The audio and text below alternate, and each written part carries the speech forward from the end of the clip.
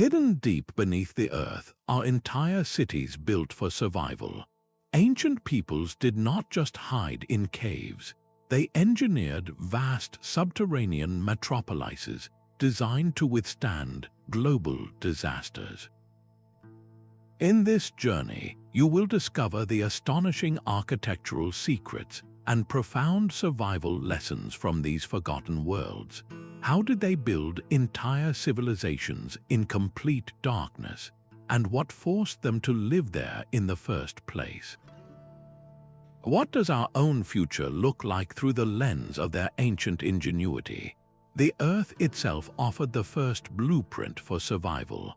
Ancient peoples observed how natural caves maintained a constant, cool temperature through scorching summers and frigid winters. They noticed how deep crevices shielded precious resources from raiders and rival tribes. This was not merely about finding shelter, it was about recognizing a fundamental truth.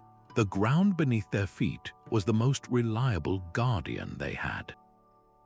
The initial drive to excavate was born from a powerful combination of practical needs and deep-seated beliefs. Securing food was a primary concern. Underground granaries, dug deep into the earth, kept harvests safe from rot, pests, and the unpredictable elements, ensuring a community could endure a long famine or a brutal siege. But the motivation went beyond mere physical sustenance. For many cultures, the subterranean world was sacred, a realm of ancestors, deities, and primordial power. To build within the earth was to connect with that spiritual core, transforming a practical refuge into a hallowed space. So how did humanity transition from OCCUPYING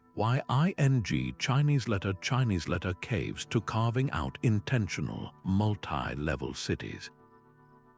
It began with a simple yet revolutionary act of engineering. Someone, somewhere, looked at a natural cavern and decided to expand it, to shape it, to add a second chamber below the first. This was the moment of Genesis where passive habitation became active creation. It was a slow, deliberate process, fueled by the foresight to plan not just for one harsh season, but for generations of potential catastrophes. What they started with hand tools and unwavering determination would eventually become some of the most astonishing architectural feats in human history. Derinkuyu was more than a shelter, it was a vertical metropolis carved from soft volcanic rock. Picture an entire city built not outward but downward, descending 18 stories into the earth. This was not a single, dark cavern, but a complex labyrinth of tunnels, staircases, and chambers that could house 20,000 people for months at a time. Entire families lived here, but they were not alone. They brought their world with them, livestock, food stores, and even places of worship. Deep within the rock, they built churches with arched ceilings and simple altars. They carved out wineries for producing wine, a crucial staple, and stables to keep their animals safe and productive. Life underground was a carefully orchestrated symphony of survival. The air never grew stale thanks to a brilliant network of ventilation shafts. These were not simple holes, but meticulously engineered channels that pulled fresh air from the surface down to the very bottom levels, while simultaneously expelling the used air back out. This ensured that even those living deepest in the city could breathe easily. The greatest marvels of engineering, however, were the massive stone doors.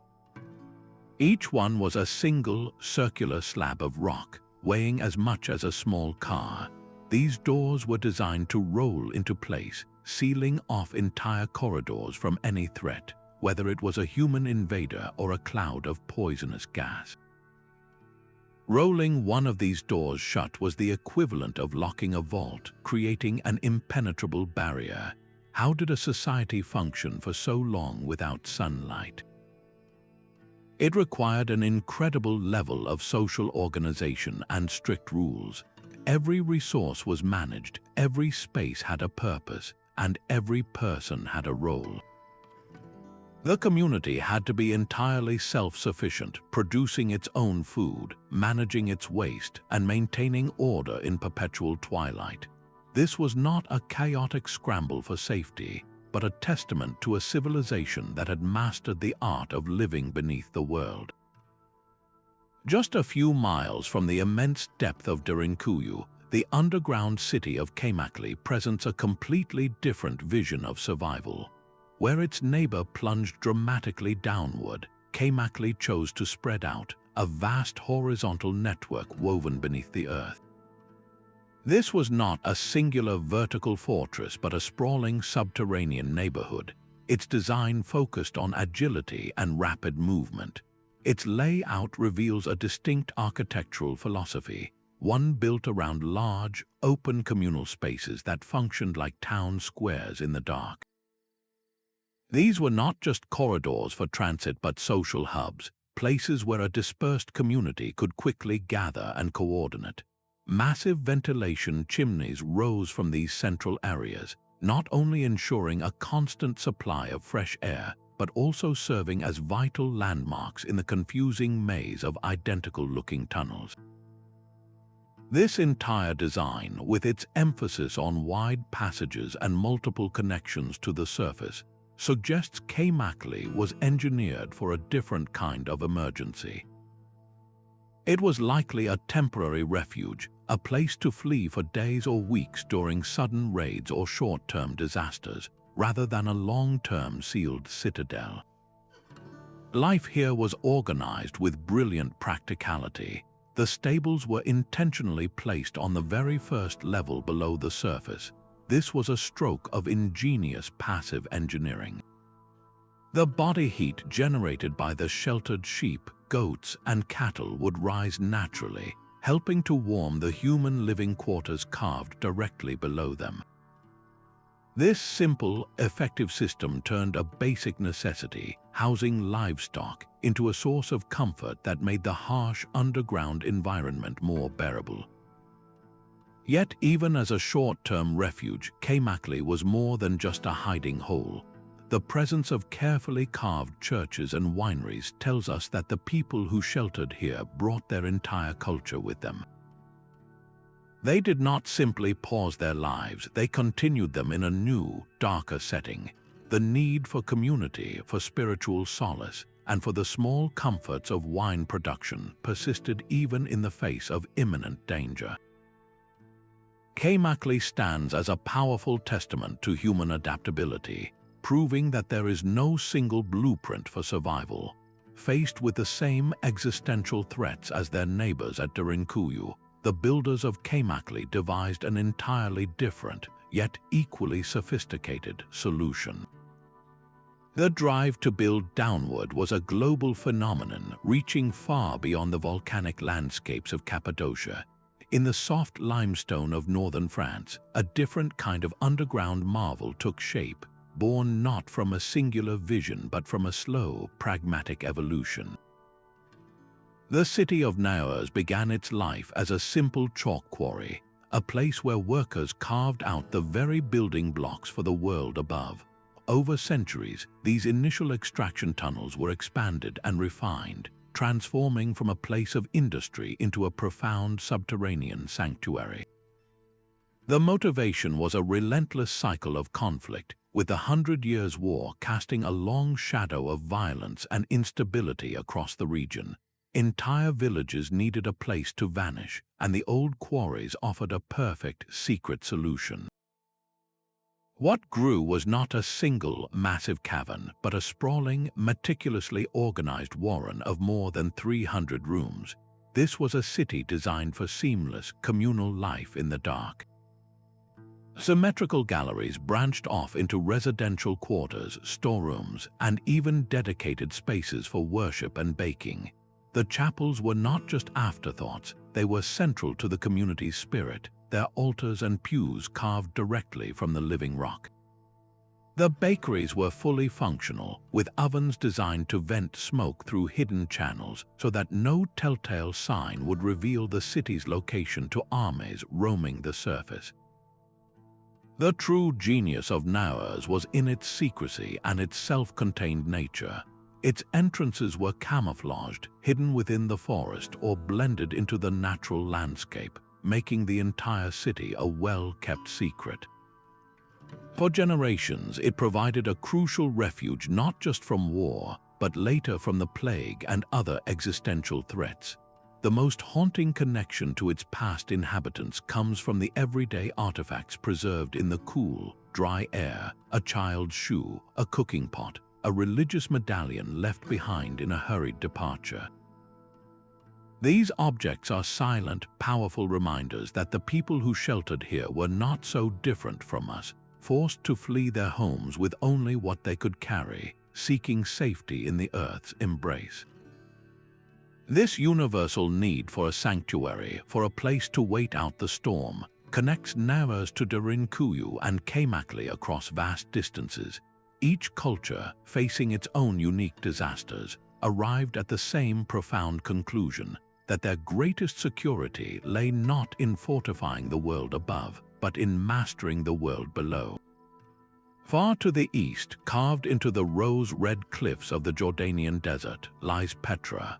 We often marvel at its breathtaking temples and tombs, those magnificent facades glowing in the sun, but the city's true genius is hidden in the shadows it casts. The Nabateans were not just master stone carvers, they were unparalleled hydrologists. Their survival in an unforgiving landscape depended on an invisible network, a labyrinth of underground channels and cisterns that turned a barren canyon into a thriving, resilient oasis. While invaders saw only imposing rock faces, the Nabateans were securing their lifeline deep beneath the earth. They designed their entire city to conquer water itself. In a land of brutal droughts and sudden, violent flash floods, they built a system to capture every precious drop. Their canals were carved underground to prevent evaporation under the desert sun. Vast cisterns were hidden within the bedrock, ensuring that even during the longest dry spells, the city had a secret, secure water supply. This was survival engineering at its most sophisticated, where the primary enemy was not an army but the climate itself. The same rock that provided their majestic facades also offered protection from more immediate dangers. Beyond the famous treasury and the monastery, the cliffs are perforated with hidden chambers and escape tunnels. These were not grand public spaces, but discreet refuges, places where people could vanish from sight during a raid or a period of political turmoil. The integration was seamless. The water channels that sustained life also fed the hidden reservoirs that allowed the population to wait out a siege. Petra's lesson is a profound one. True resilience is not just about building strong walls against an enemy. It is about securing the fundamental resources that make life possible. The Nabateans understood that a city could only be as strong as its most vital element, and they buried that element deep within the stone, protecting it from the harsh world above. Centuries after the Nabateans carved their hidden waterways, the very same survival instinct resurfaced in a modern metropolis. Beneath the bustling streets of Beijing lies a chilling echo of ancient ingenuity, a colossal network of tunnels known as Dixia Cheng, the underground city. Conceived during the tense years of the Cold War, this was not a refuge from invading armies or harsh climates, but from a threat of a completely new scale: nuclear annihilation. Designed to protect up to 6 million people, this complex covers a staggering 33 square miles beneath the capital, a hidden world built for a doomsday scenario. It was a metropolis in its own right, complete with hospitals ready for mass casualties, schools to educate a generation in the dark, and even theaters and shops intended to maintain a semblance of normal life during what would have been an unimaginable crisis. The tunnels themselves were engineering marvels of their time, reinforced with thick concrete to withstand immense blasts and equipped with sophisticated air filtration systems to screen out radioactive particles and poisonous gas. This was ancient Derinkuyu reimagined for the 20th century, swapping volcanic rock for reinforced concrete and stone doors for steel blast hatches. The fundamental human response, however, was identical. When faced with a threat to its very existence, society's first impulse was to go to ground. Dixia Cheng stands today largely unused for its original, terrifying purpose, a silent monument to a fear that never fully materialized. Yet its existence powerfully bridges the gap between ancient wisdom and contemporary anxieties, proving that no matter how advanced our technology becomes, the Earth remains our most primal and trusted sanctuary. In the scorching heart of the Australian outback, the ancient logic of subterranean life finds a vibrant, modern expression. Coober Pedy is a town that literally turns its back on the sun, where the surface temperature can blister past 115 degrees Fahrenheit. The initial draw was not survival from war or disaster, but treasure, the shimmering, precious opals locked within the underground rock. Miners carved out the earth in search of fortune, but they discovered something even more valuable, a perfect, naturally air-conditioned home. What began as simple mining dugouts has blossomed into a full-fledged underground community, a permanent settlement where people live, worship, and even welcome tourists all beneath the surface. This is not a relic of the past, but a living, breathing town that has willingly chosen the world below. The principles of thermal regulation, first understood by ancient builders in Cappadocia, are on full display here. The Earth itself acts as a massive insulator, maintaining a stable, comfortable temperature year-round, regardless of the inferno raging above. This natural equilibrium drastically reduces, and in some cases eliminates, the need for power-hungry artificial cooling systems. Walking through Coober Pedy's subterranean streets, you will find homes carved directly into the hillsides, their interiors surprisingly spacious and bright. There are underground churches with stunningly serene acoustics, and hotels where visitors can experience the unique quiet and coolness for themselves. The local community has fully embraced this unique identity, proving that underground living does not have to mean deprivation. It can mean comfort, innovation, and a profound connection to the environment. Coober Pedy stands as a powerful, contemporary laboratory, demonstrating that the ancient solution of going to ground is not just a historical curiosity, but a remarkably viable strategy for facing modern environmental extremes. It asks us a compelling question as our own world grapples with rising temperatures and energy crises. Could the wisdom of the past offer a blueprint for a more sustainable future? But the most mysterious of all these underground worlds is one that lies silent and dark on a sun-drenched Mediterranean island.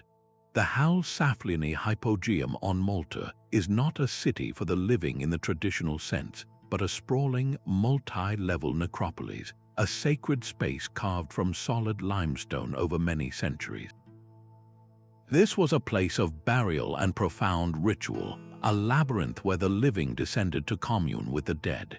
Its 3 distinct levels, each dug deeper than the last, reveal a slow, purposeful expansion, a society investing generations into shaping the very bedrock for spiritual purposes. The architectural mastery here is haunting. Builders excavated with an incredible understanding of structural integrity, creating wide chambers and spiraling passages that have stood firm for thousands of years, all without the use of metal tools or modern engineering. Yet the true enigma of the Hypogeum is not just in its stones, but in its sound. Certain chambers are acoustically perfect, engineered to amplify specific, low frequencies of the human voice. A single spoken word in one of these oracle rooms can resonate through the entire space, creating an otherworldly echo that feels both divine and deeply unsettling. This was not an accidental feature. It was deliberate, a technology of the spirit used to elevate ritual, to make ceremony feel supernatural. While its primary purpose was to honor the deceased, the Hypogeum's very existence provided a tangible sanctuary. In times of conflict or harsh weather, this deep, hidden complex would have offered a secure, secluded refuge, a place where the community could gather not just to mourn, but to survive. It represents humanity's earliest fusion of sacred space and practical shelter, a powerful reminder that for our ancestors, survival was never just about the body. The deepest sanctuaries were always those that protected the soul. In the vast, sun-baked deserts of southern Tunisia, the Berber people of Matmata perfected a different kind of subterranean art. Their solution was not a single, vast fortress city, but a constellation of individual family homes, each one a private sanctuary carved directly into the earth. These are the remarkable Troglodyte dwellings, a testament to a decentralized and deeply personal form of underground survival. The design is both simple and brilliant. A large, open courtyard is excavated straight down into the ground, creating a sunken central pit. All the living spaces, the bedrooms, kitchens, and storage rooms, are then tunneled horizontally out from the walls of this central courtyard. This creates a home that is built inward, not upward, turning its back on the harsh external world. The result is a dwelling that is naturally insulated against the desert's two most brutal forces, the scorching sun that bakes the surface and the violent, abrasive sandstorms that can sweep across the landscape without warning. Life revolves around this central courtyard, a private, protected outdoor space that serves as the heart of the home, where families gather, cook, and socialize safe from the elements. This architectural choice perfectly reflects the social structure of the Berber people. These were not a population consolidating into a single, dense urban center for mutual defense. They were a community built around family units and a nomadic heritage, a society that valued both community ties and personal autonomy. Their survival strategy mirrors this, creating a landscape of independent yet culturally connected underground homes. While not physically linked like the cities of Cappadocia, these dwellings form a collective cultural tapestry, a shared understanding written into the very earth. The Matmata homes ask us a quiet but profound question about survival. Does true resilience always require a massive, centralized fortress? Or can it also be found in a network of individual, self-sufficient sanctuaries, each one a world unto itself? Deep beneath the green hills of Poland, a different kind of sanctuary took shape, one carved not from rock but from pure salt. The Wieliczka mine is famous for its stunning chapels and chandeliers all sculpted from the very walls, but its true story is one of profound transformation. This was an industrial site that became a hidden city, a place of both backbreaking labor and breathtaking refuge. For generations, miners excavated an astonishing labyrinth, a subterranean world of chambers, tunnels, and even vast, eerily still lakes, all lying hundreds of feet below the surface. The mine's natural properties made it uniquely suited for survival. The temperature remains constant and cool year-round, a stable climate in a world of chaos. Even more remarkably, the salt itself is antiseptic, its microscopic particles cleansing the air of impurities and preserving everything within from decay. This created an environment that was not just safe but actively healthful. When the storm of World War II broke over Europe, this ancient sanctuary revealed its modern purpose. The occupying forces, seeking invulnerable production sites, moved critical war manufacturing deep into the salt chambers. Here, hidden from the devastating bombs that rained down on the surface, machinery hummed and workers toiled in a world insulated from the destruction above. The very mine that had for centuries provided a mineral essential for life was now providing the gift of security. This repurposing highlights a recurring theme in our journey. Humanity has repeatedly looked at the spaces it creates for one purpose and seen the potential for another, far more vital one. The salt mine's evolution from an economic enterprise to a life-saving fortress demonstrates that a sanctuary does not need to be conceived as one from the start. It simply needs to offer the fundamental gifts of protection, stability, and seclusion. The miners who first carved its passages could never have imagined the role their work would one day play, yet their labor built the walls that would later shield lives. This seamless blend of utility and survival, of industry and sanctuary, asks us to look at our own modern underground spaces with new eyes. What tunnels and excavations, built for transit or resources, might already hold the blueprint for our own security? High above the Italian countryside, the city of Orvieto presents a magnificent facade of medieval towers and Renaissance palaces. But this entire city is a carefully guarded secret, perched atop a massive volcanic cliff. Beneath its cobblestone streets lies an entirely different world, a negative image of the city above carved from soft, tough rock. This is a labyrinth of more than 1,200 tunnels, chambers, and hidden passages, a subterranean world that has been continuously shaped and reshaped for over 2,500 years.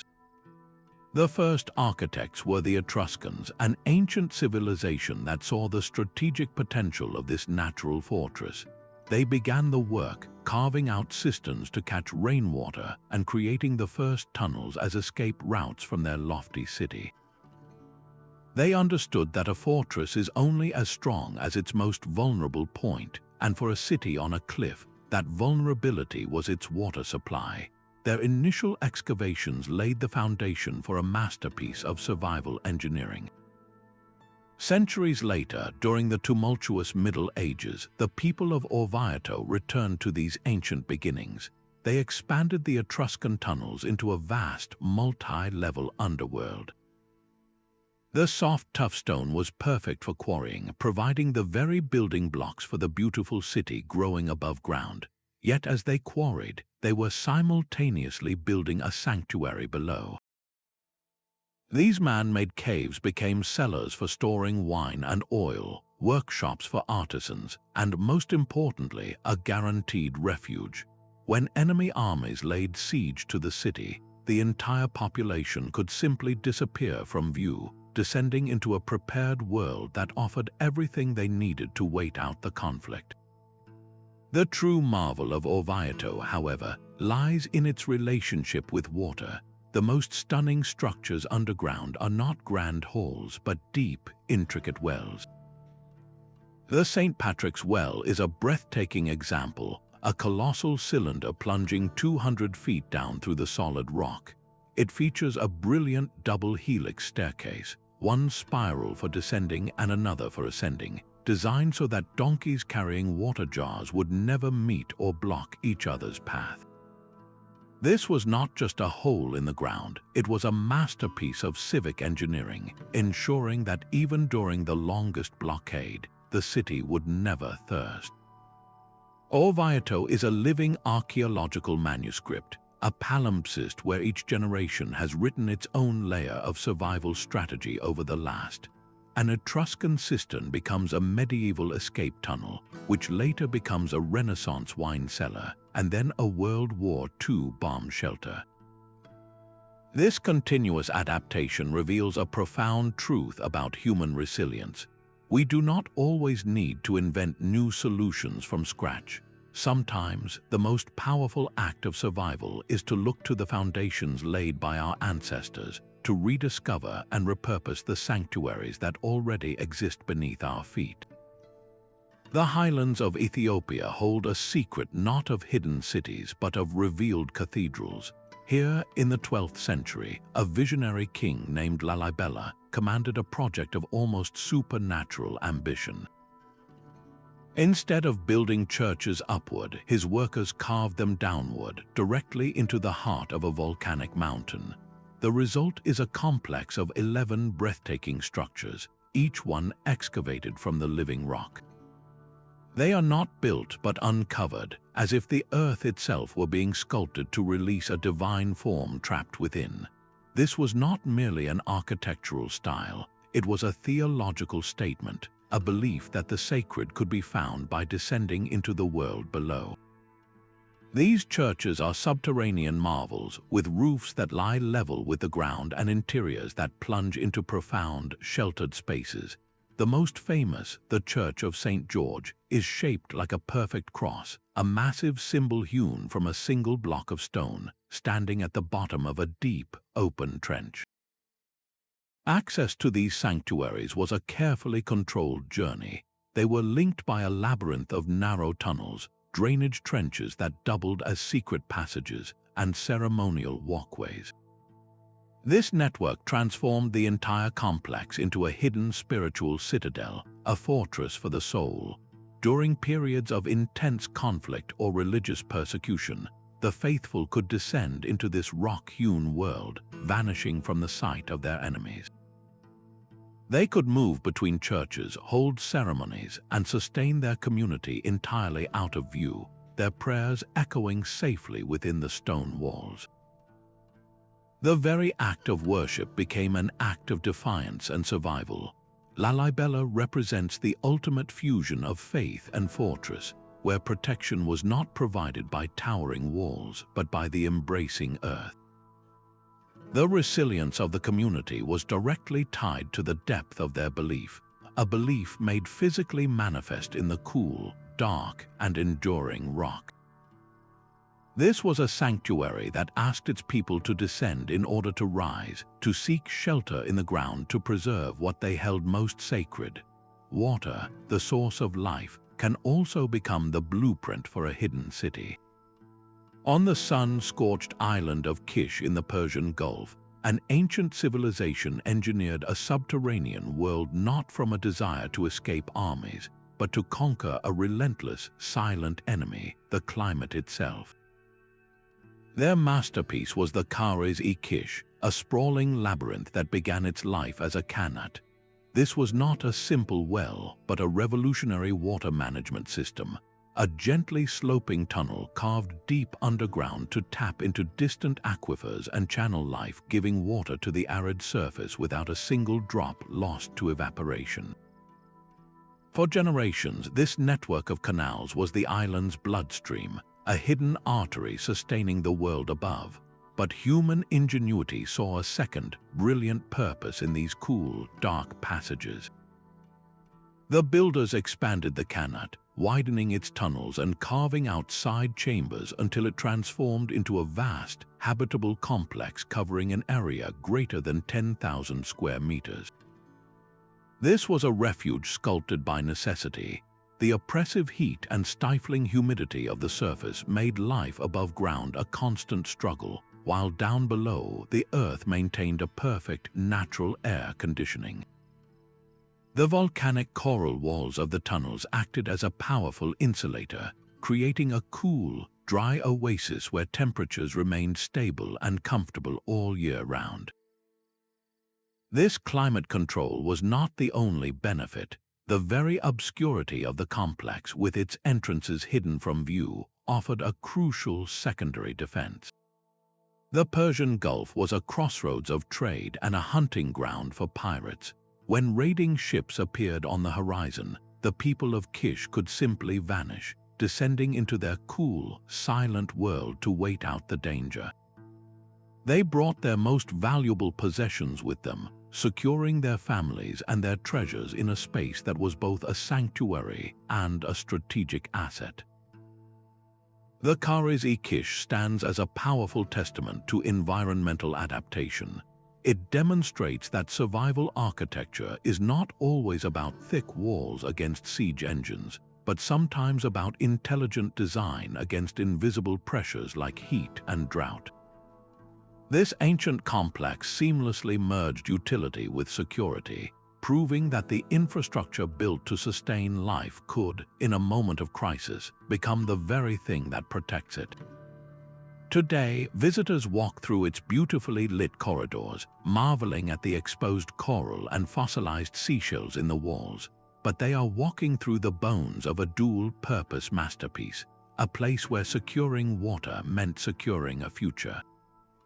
The city of Mohenjo-Daro did not hide from the world. It stood proudly in the open, yet its greatest defense was not in its walls, but in its foundations. Rising from the fertile plains of the Indus Valley over 4,000 years ago, this metropolis was engineered for a different kind of siege, the relentless, cyclical threat of the river itself. Its builders understood that survival was not about concealment, but about resilience, about creating a city that could endure the very environment that gave it life. They constructed the entire urban center atop massive, man-made platforms of mud, brick, and clay, elevating their world above the floodplain. This was not a simple mound, it was a deliberate act of insulation, a buffer between the bustling streets and the unpredictable waters of the Indus. When the river swelled beyond its banks, these platforms ensured the city remained an island of order amidst the chaos, its vital infrastructure protected from the deluge. Beneath the orderly grid of streets lay the city's true circulatory system, a network of drains and sewers so advanced it would not be rivaled for millennia. Every home was connected to this subterranean web, with wastewater channeled through baked clay pipes into larger covered drains that ran the length of the main avenues. This was not merely a convenience, it was a public health imperative, a clear understanding that a city's strength depends on its ability to manage what it discards. The system prevented the stagnation of water and the spread of disease, ensuring the community remained healthy even after the floodwaters receded.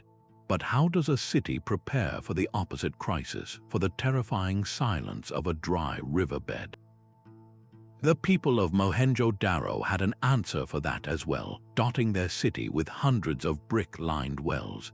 These were not just sources of water, they were strategic reserves, a decentralized network that guaranteed no single point of failure could leave the population without this most essential resource. In a time of drought or a prolonged siege, access to clean water was secured within the very fabric of the neighborhood. The mystery of Mohenjo-Daro's eventual abandonment deepens its legacy. There is no evidence of a great battle or a sudden invasion, only the slow, silent departure of its people. This suggests that their sophisticated defenses, so effective against floods and drought, may have been overcome by a slower, more insidious threat, perhaps a shift in the river's course, a change in trade routes, or a climatic transformation that even their brilliant planning could not withstand. Their enduring lesson is not one of ultimate failure, but of profound foresight.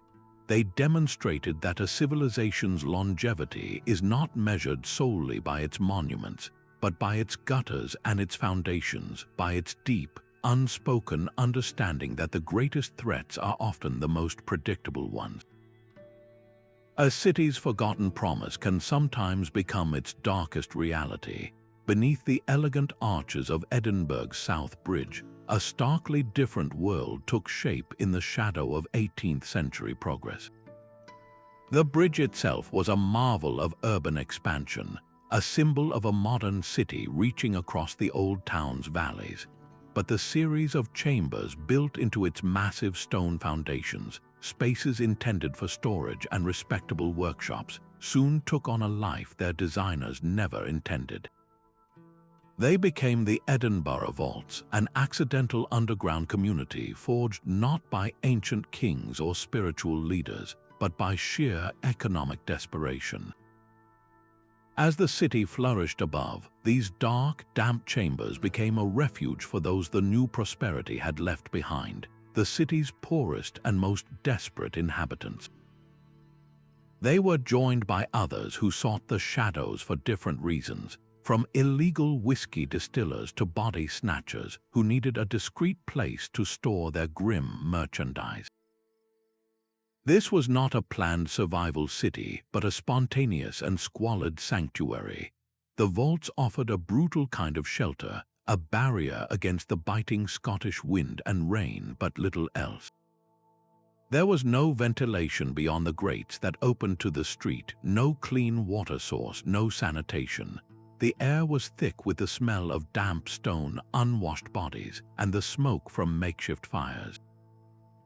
Life here was a relentless struggle, a daily negotiation with disease and despair, all happening just feet below the polished boots of Edinburgh's elite.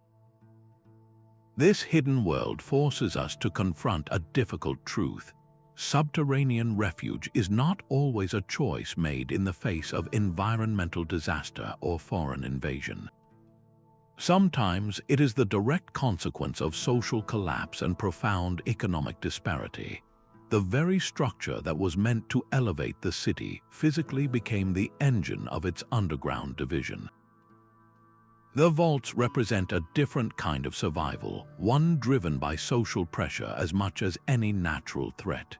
They are a chilling reminder that when a society builds bridges to its future, it must also remember the spaces it creates in the shadows below. A more recent chapter in this ancient story was written not in stone, but in the dense, red earth of Vietnam. The Cu Khai tunnels form an extensive network that stretches for over 120 miles beneath the surface, a clandestine world built for a very modern kind of conflict. This was not a city for an entire civilian population, but a highly specialized military installation designed for guerrilla warfare.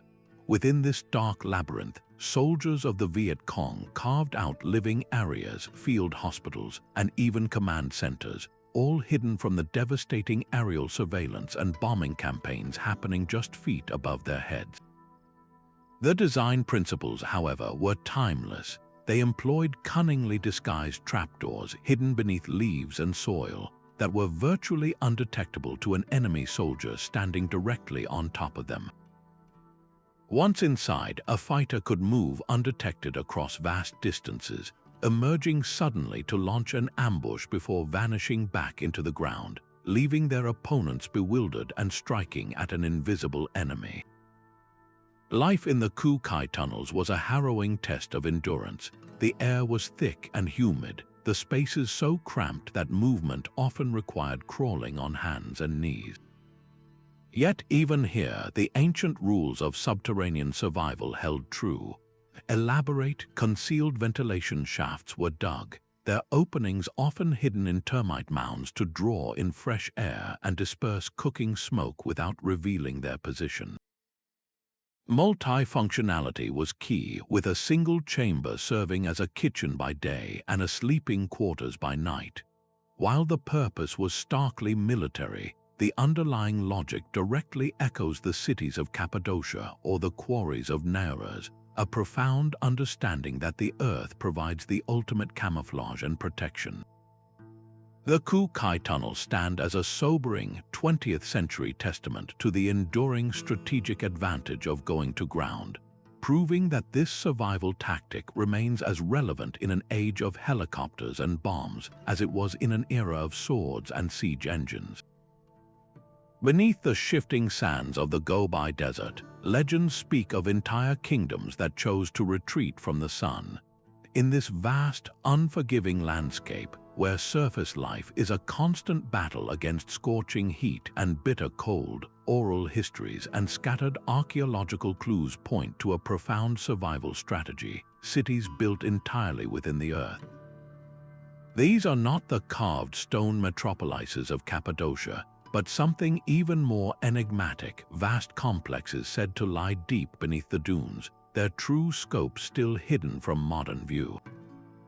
The tales describe a subterranean world of astonishing scale, with tunnels rumored to stretch for hundreds of miles, creating a hidden web that may have even connected the Gobi to the distant mountain fastness of Tibet. Imagine the implication: an entire continent secretly linked beneath its most barren and imposing terrain. What could drive a civilization to undertake such a monumental task? The desert itself provides the answer. The Gobi is a place of extremes where a single day can swing from blistering heat to freezing darkness. Building on the surface meant constant exposure to these brutal shifts, to sandstorms that could erase a settlement in hours, and to a profound scarcity of water. Going underground was not just an option, it was a logical, almost inevitable adaptation. Below the surface, the temperature remained stable and cool, a natural refuge from the inferno above. A hidden city could protect its most precious resource, water, from evaporation, securing its survival for generations. While mainstream archaeology awaits definitive proof, the persistent legends are compelling. They tell of polished stone corridors, of chambers large enough to house thousands, and of advanced ventilation systems that drew air from the surface through cleverly concealed shafts. These stories are fueled by occasional, tantalizing discoveries, strange artifacts found in remote locations, and local accounts of hidden entrances that appear and vanish with the drifting sand. The Gobi represents the ultimate frontier for this kind of exploration, a place where the line between myth and history becomes beautifully blurred. It challenges us to consider just how widespread this ancient practice truly was. If even a fraction of these stories are based in fact, then our understanding of ancient human migration and cultural exchange may need to be completely rewritten, viewed not across the empty deserts but through a secret subterranean highway. This enduring mystery asks a profound question. Were these underground cities merely a refuge from a harsh environment, or were they the beating heart of a lost civilization that mastered the art of living in the world below? Carved directly into the face of a sun-baked ravine, the Sassi di Matera is a city that is quite literally part of the mountain. For an astonishing 9,000 years, this labyrinth of limestone caves has been continuously inhabited, making it one of the oldest living settlements on Earth. This is not a story of a single grand construction project, but of a slow, organic evolution, where each generation added its own layer to an ancient, living tapestry. The people of Matera did not merely occupy these caves, they engineered a complete, self-sufficient urban ecosystem that turned the limitations of the stone into its greatest strength. At the heart of this survival was a profound mastery of water. In a landscape where rain was scarce and precious, every drop was captured and cherished. A complex network of channels was carved into the very streets and rooftops, designed to funnel rainwater into deep, hidden cisterns buried beneath the dwellings. These were not simple pools but vast, bell-shaped reservoirs, sealed to prevent evaporation and contamination. This secured a reliable, private water supply for every household, allowing the community to withstand long periods of drought without ever needing to leave the safety of their stone walls. The rock itself provided the perfect climate control. The immense thermal mass of the limestone acted as a natural insulator, absorbing the heat of the day and slowly releasing it during the cool nights. In the bitter cold of winter, it retained what little warmth was generated by cooking fires and body heat. This created a stable, temperate environment inside the caves year-round, a comfortable refuge from the extreme temperatures of the southern Italian climate. Life here was organized in a vertical sprawl. Homes were stacked one upon the other, with the roof of one dwelling often serving as the street or courtyard for the next. This created a densely packed community where social bonds were as intertwined as the physical structures. Narrow, winding alleys and staircases carved from the rock connected this vertical world, fostering a sense of shared existence and mutual dependence.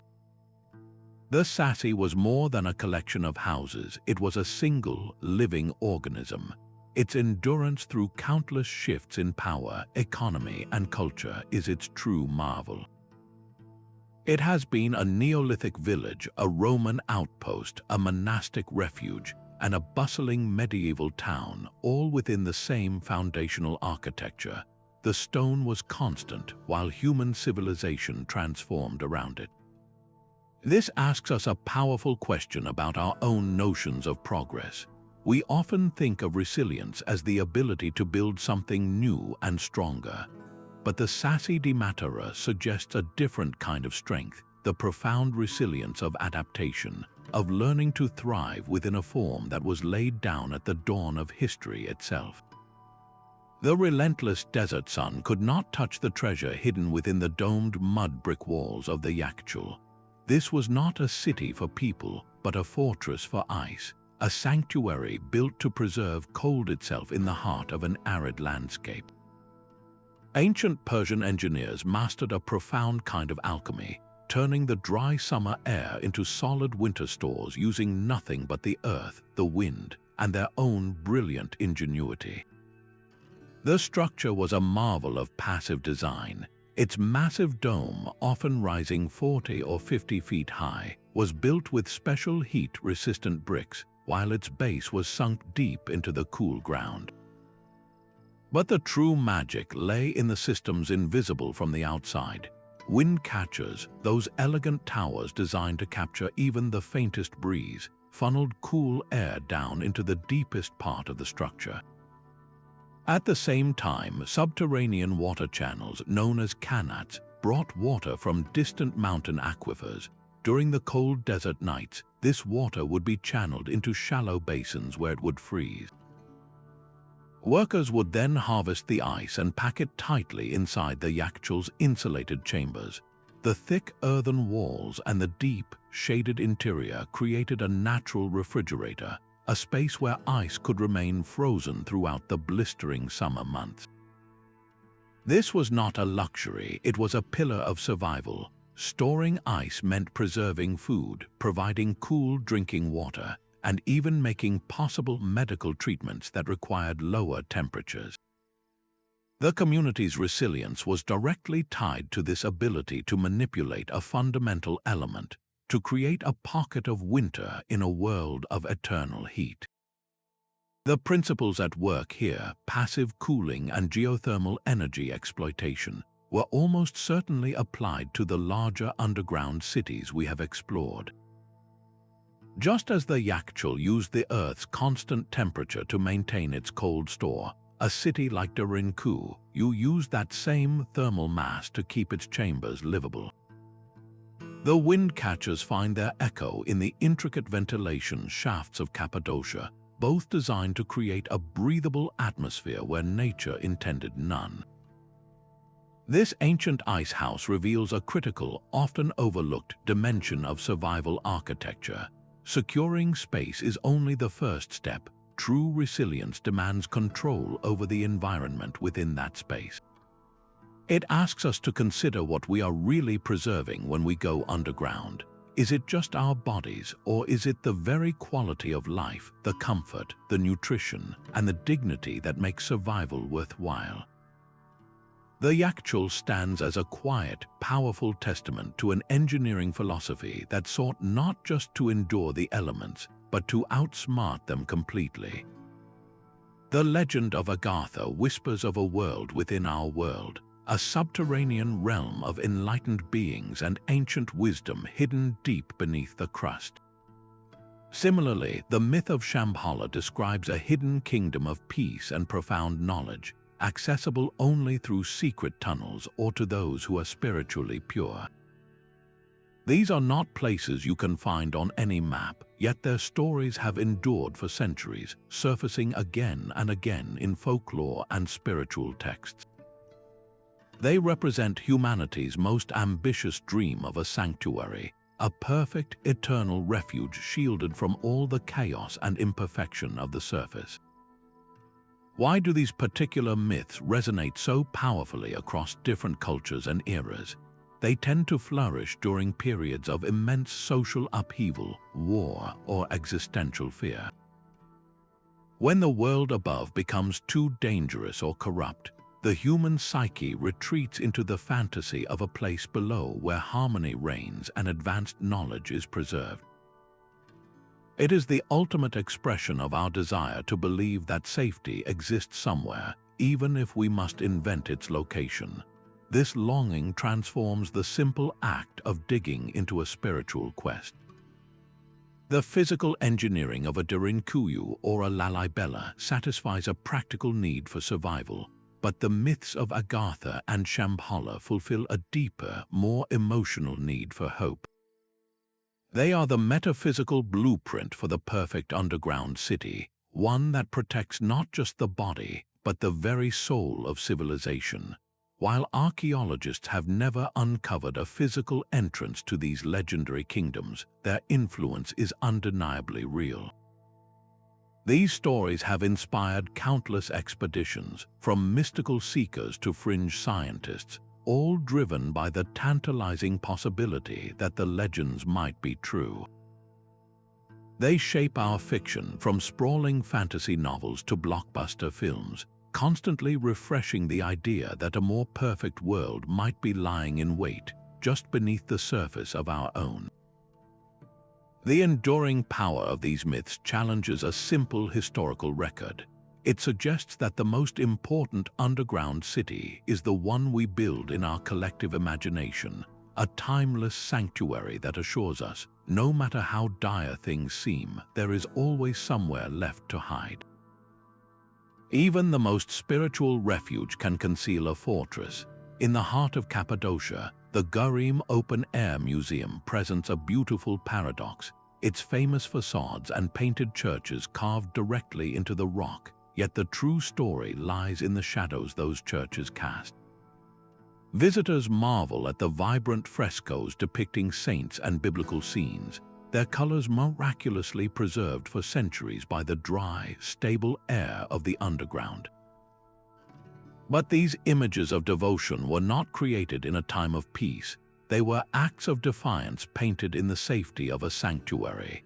The very rock that provided the canvas for these masterpieces also offered a hidden network of dwellings, storerooms, and escape tunnels for early Christian communities fleeing relentless persecution. This was not a separation between the sacred and the practical. It was a perfect fusion. A worshipper could attend a service in a chapel adorned with brilliant art and then, at a moment's notice, disappear down a hidden staircase into a warren of living quarters carved deep beneath the altar. The entire complex is a layered maze where every spiritual space had a tactical purpose and every tunnel led back to faith. The brilliant frescoes themselves served a dual role. Beyond their religious instruction, they transformed cold, dark caves into places of profound beauty and hope, reinforcing the community's identity and resolve during long, frightening periods of isolation. Gurrim stands as a powerful reminder that cultural preservation is its own form of survival. By retreating into the earth, these communities did not abandon their culture, they actively protected it, ensuring that their stories and their art would outlast the empires that sought to erase them. The paintings on the walls were a declaration that they would endure, and the stone around them was the promise that made that declaration possible. Beneath the glittering boulevards of Paris lies a city of the dead, a silent empire built from the bones of its own past. The famous catacombs began not as a tomb, but as the very skeleton of the city above, a labyrinth of ancient limestone quarries whose stone built the palaces and cathedrals that define the Parisian skyline. For centuries, these hollowed-out spaces were simply empty, forgotten voids. Then, in the late 18th century, a crisis of public health and overflowing cemeteries forced a grim solution. The remains of millions were carefully transferred underground, creating the ossuary we know today, a place where walls are meticulously stacked with femurs and skulls. This was a practical answer to a civic problem, yet it created a space of profound duality. It was a realm of death, but its vast, hidden architecture would soon serve the living in their most desperate hours. During the turmoil of the French Revolution and later the Nazi occupation in World War II, these tunnels became a clandestine sanctuary.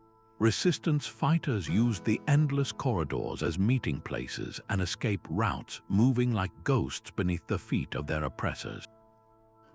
Ordinary citizens, too, sought refuge in the cold, damp passages during periods of street fighting and political purges. The catacombs were never designed for life. They lacked ventilation, clean water, and any source of warmth, making long-term habitation impossible. Yet their sheer scale and absolute secrecy offered a different kind of protection, the safety of invisibility. To descend into the catacombs was to step outside of the chaotic world above, to become a phantom in a city of phantoms. This macabre refuge forces us to expand our definition of a survival city. It was not about comfort or community, but about pure, desperate concealment. The line between the living and the dead became terrifyingly thin, as people hid for their lives among the carefully arranged remains of those who had come before them. The catacombs represent the ultimate paradox, a sanctuary built from mortality itself, proving that even in our final resting places, humanity can find a way to endure. The ancient impulse to seek shelter underground is now being reimagined for the challenges of the 21st century. As our surface world grapples with overpopulation and a changing climate, a new generation of architects and engineers is looking down, drawing direct inspiration from the survival blueprints of Derinkuyu and Kamaklı. The fundamental questions they asked are the same. How do you design a space that is not just a temporary shelter, but a truly livable, long-term habitat? The answers, however, are being forged with the tools of the future. Imagine a subterranean metropolis not lit by flickering torches, but by efficient LED systems powered by the Earth's own geothermal energy. Vast caverns that once held grain stores are replaced with vertical farms, where crops grow without soil under precisely tuned spectra of light, their roots nourished by nutrient-rich water in a closed-loop hydroponic system. This is not science fiction. These are active proposals for urban centers that could one day house thousands, completely insulated from the weather extremes of the world above. The air would never grow stale, thanks to advanced recycling systems that scrub carbon dioxide and replenish oxygen, a high-tech evolution of the ingenious ventilation shafts in Cappadocia.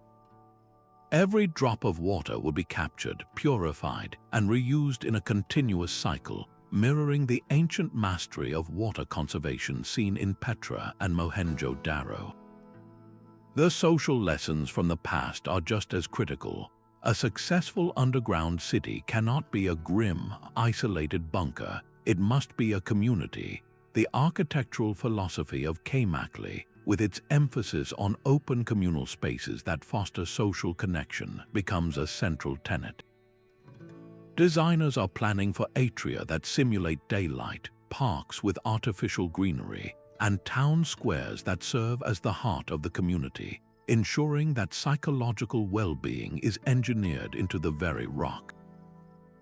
The future of urban survival may not be about inventing something entirely new, but about listening to the whispers of the past and amplifying them with the technology of the present. But how did the human mind endure such profound separation from the world above? The success of these underground cities was not merely an architectural triumph. It was a profound psychological victory. Imagine the weight of perpetual darkness, the disorientation of a life without sunrise or sunset, the deep, primal longing for a distant horizon. Ancient builders were not just engineers of stone, they were pioneers of the human spirit, and they designed their subterranean worlds with this in mind. They understood that to survive physically, they first had to protect the mind from despair. This is why they carved light wells that channeled precious slivers of daylight deep into the gloom, creating a tangible connection to the surface and a natural rhythm for the days. They designed vast communal plazas not just for practical meetings but as vital social engines. In the perpetual twilight, these spaces became the town square, the marketplace, and the living room all in one, fighting the isolation that could easily fracture a community. The ubiquitous presence of churches and shrines was equally intentional. These were not just places of worship, but sanctuaries for the soul, offering solace, purpose, and a shared identity when the world outside had vanished. The lessons from these ancient cities are echoed in modern studies of extreme isolation, from Antarctic research stations to missions simulating life on Mars. These experiments consistently show that social cohesion and rigid daily routines are not luxuries. They are fundamental to mental survival. The ancient inhabitants of Derinkuyu or Kamaklı likely lived by similar, unspoken rules. Their cultural practices, their shared meals, their collective labor, and their religious ceremonies created a powerful social fabric that held them together. The true marvel is that they achieved this not through technology, but through an innate understanding of human nature. Their survival depended as much on the strength of their community bonds as it did on the thickness of their stone doors. The ground beneath these cities was not a passive canvas, but an active collaborator in their creation. Every successful subterranean refuge relied on a perfect marriage of human ambition and geological reality. The builders possessed a profound, often intuitive, understanding of the Earth's bones, knowing that the wrong type of stone could mean the difference between a sanctuary and a tomb. In Cappadocia, the secret to carving 18-story metropolises lay in the region's unique volcanic tuff.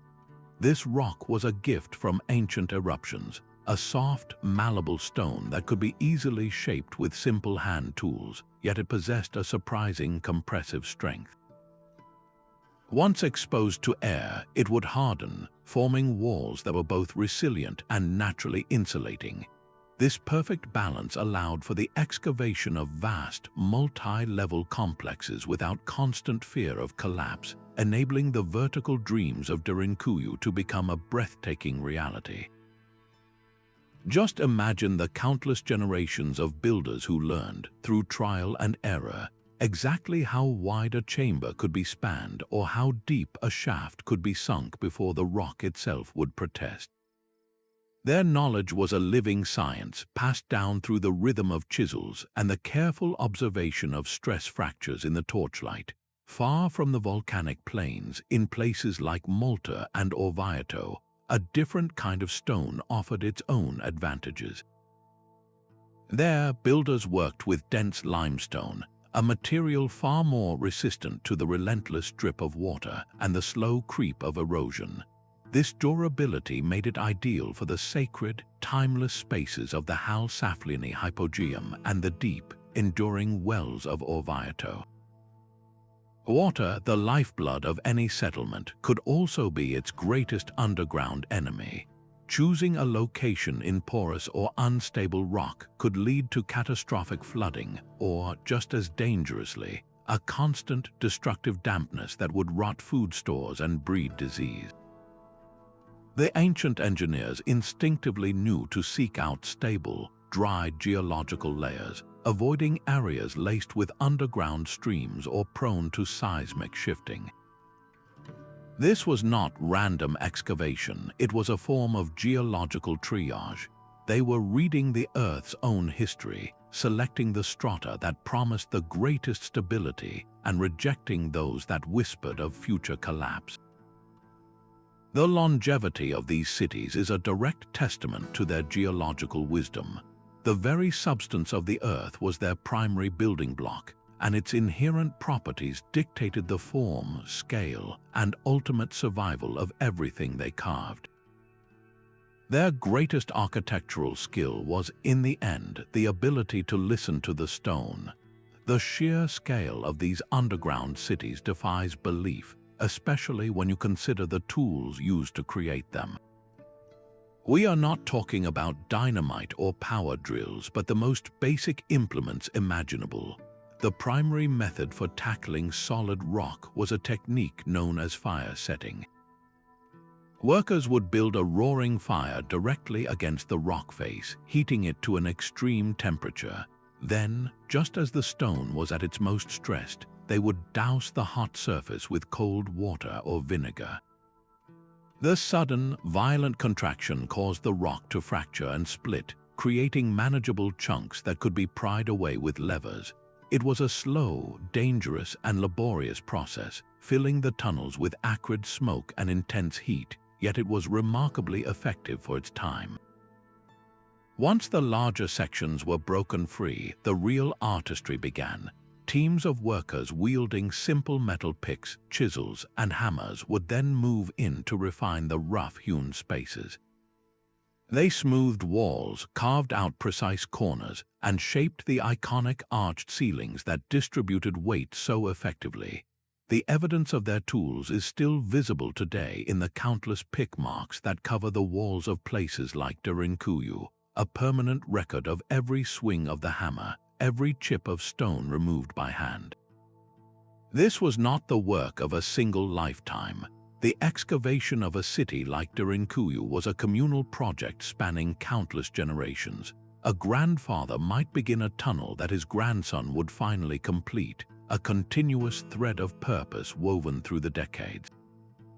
This long-term perspective required a sophisticated system for passing knowledge from one generation to the next.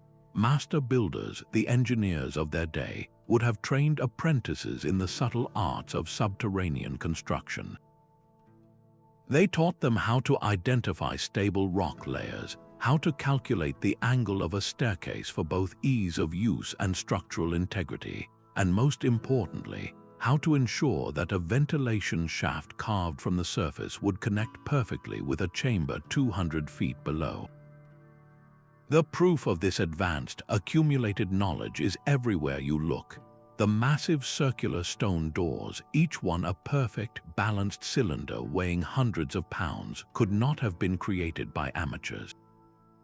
Their flawless shape and the smooth grooves in which they roll are a testament to a deep understanding of geometry and physics. The ventilation shafts, which maintain a constant flow of fresh air to the deepest levels, are not random holes. They are meticulously aligned channels that exploit differences in air temperature and pressure, a principle we now understand as convection. These were not haphazard digs made in a panic. They were carefully planned, brilliantly executed engineering projects that demanded the same level of skill, foresight, and communal effort as the Great Pyramids or the Grand Cathedrals. The only difference is that their masterpiece was not built upward toward the heavens, but downward into the enduring safety of the earth. These underground cities share a common blueprint written into our collective spirit. From the volcanic rock of Turkey to the salt mines of Poland, from the desert cliffs of Jordan to the modern tunnels of Beijing, the same fundamental drive emerges again and again. It is a story that transcends culture and century, a profound narrative of human resilience. This was never a passive act of hiding. It was an active, deliberate choice to anticipate disaster, to look at the horizon and see not just the present sun, but the coming storm. The true innovation was not just in the engineering, but in the mindset, a willingness to invest generations of labor into a sanctuary they hoped would never be fully used. These builders worked with profound limitation, armed with little more than hand tools and an intuitive grasp of geology. Yet they achieved architectural marvels that still inspire awe. Their greatest creation, however, was the sustainable community they forged in the dark. Survival was not measured by how long they could hold their breath, but by how fully they could live, maintaining their culture, their social bonds, and their very humanity in a world devoid of sunlight. These places are far more than historical curiosities. They are monuments to foresight, standing as a silent challenge to our own modern perspective. They force us to look at our own vulnerabilities, at the fragile systems that support our lives above ground. What unseen threats do we face, and what structures, both physical and social, are we building to ensure our own continuity? The stone doors may have stopped rolling centuries ago, but the question they were built to answer echoes louder than ever. From the deep wells of Derinkuyu to the sprawling tunnels of Beijing, these hidden worlds teach us that survival is a profound art form. It is a delicate blend of architecture, community, and an intimate knowledge of the earth itself. The true legacy of these subterranean architects is not just the stone they carved, but the foresight they possessed, the unwavering belief that a secure future was worth generations of patient labor. As we navigate our own era of global challenges, from a changing climate to complex geopolitical tensions, their ancient wisdom echoes with startling clarity. The solutions they engineered were not about escaping the world, but about building a durable foundation within it, a lesson in resilience that transcends the centuries. Let these incredible sanctuaries inspire you to consider what resilience means in your own life, and how we might apply that same ingenuity to the challenges of our time. If this journey into the depths of history captivated you, please subscribe for more explorations into the world's greatest mysteries.